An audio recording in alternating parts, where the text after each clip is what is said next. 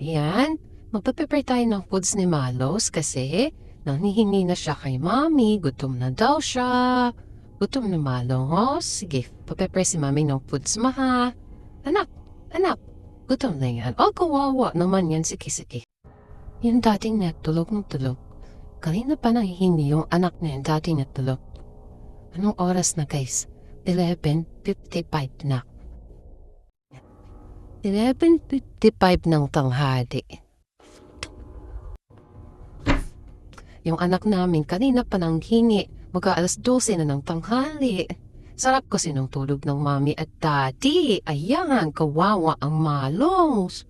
Gutom. Yan, ito yung gagamitin natin wet food ni Malos kasi super favorite nitong wet food na to. Yan, tuna flavor naman. Ayan, favorite nito. Okay, yan gagamitin natin. Gusto mo yan? Ayan.